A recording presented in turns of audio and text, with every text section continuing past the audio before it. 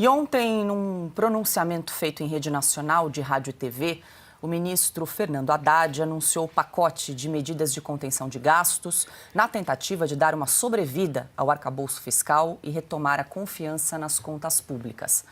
Haddad também anunciou uma ação que vai na direção contrária do corte, que é a isenção de imposto de renda para quem recebe até R$5 mil por mês. Para compensar essa perda, o ministro indicou uma taxação maior para quem ganha acima de R$50 mil mensais. Numa coletiva de imprensa realizada hoje pela manhã, a equipe econômica disse que prevê um impacto de contenção de 71 bilhões e 900 milhões de reais entre 2025 e 2026 e de 327 bilhões de reais entre 2025 e 2030. Na conversa com jornalistas, Haddad comentou as críticas do mercado de que houve uma desidratação do pacote de corte de gastos.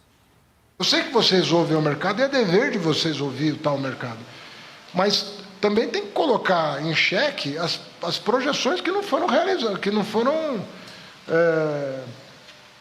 vistas, né, que não aconteceram, as profecias não realizadas. Crescimento de 1,5%, nós estamos com um crescimento de 3,5%. Déficit de 0,8%, tirando o Rio Grande do Sul, estamos com 0,25%. O Rio Grande do Sul é um evento que não podia estar orçado, né? Não tinha como orçar o Rio Grande do Sul, né? Uma enchente daquela. Então, nós precisamos também, quando conversar com o mercado, pedir um pouco também, né? Assim como nós procuramos fazer uma leitura daquilo que é correto, o mercado assinalar, também o mercado tem que fazer uma releitura do que o governo está fazendo. Ainda bem que o Rodrigo Constantino está conosco na quinta-feira para fazer a tradução aí do nosso ministro da Fazenda, Fernando Haddad, consta, porque foi uma salada. Primeiro que esse anúncio de pacote de corte de gastos estava para ver já há 3, 4 semanas, e aí ele começa, em vez de falar de corte de gastos, ele anuncia uma isenção no imposto de renda de pessoas com até R$5 mil, o que vai reduzir a arrecadação. Mas ele disse que isso é só para o ano que vem, e aí depois ele fala de um corte de gastos aí de 70 bi.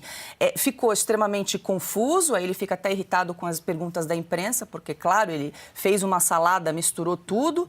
E quem que teve essa ideia de misturar anúncio do pacote de gastos com reforma sobre a renda, com reforma tributária, Consta? Porque a gente tem que destrinchar esse assunto aqui para quem nos acompanha. Eu tenho um palpite, Paula. Eu acho que ele tentava marcar reuniões com o chefe, né? E o Lula sempre ia marcando uma reunião para a próxima reunião. E aí, como até o Piotr já lembrou, né, que era a história do PT, né, sempre saía de uma reunião marcando uma próxima. E acho que ele marcou essa coletiva de imprensa para pressionar o Lula a ceder um pouquinho ao tal mercado, né? E o Lula não está nem aí, a verdade é essa, né? Engana-se quem acha que o Lula tem algum compromisso com responsabilidade fiscal. Nunca teve e nunca terá. E aí o Haddad teve que falar qualquer coisa. E foi exatamente isso que ele fez, ele falou qualquer coisa. 70 bilhões em 2 anos, não tem nada concreto, e o que tem de mais concreto é o tal movimento de isenção para quem ganha até R$5 mil, e aí a taxação dos super ricos, que não deve nem ser aprovada, e eles vão jogar depois a culpa para a oposição no Congresso, né? Então, é uma porcaria populista isso aí que eles anunciaram. Quando a gente vê o Fernando Haddad falando em mercado, né, a gente fica com a nítida impressão que eles consideram o mercado uma pessoa ou um CNPJ. É uma reunião, assim, uma cúpula de 6 ou 7 vilões do filme do James Bond, né? E que você tem que convencer o mercado que você está fazendo a coisa certa.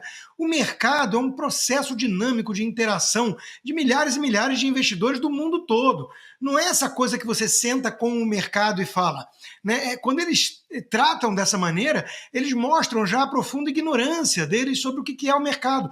Que diferença que faz de um Paulo Guedes, né, que vem do mercado, para o Fernando Haddad, que vem de teses sobre as vantagens do socialismo, colando para poder passar, né, em economia. Então, criou-se um abismo entre um e outro.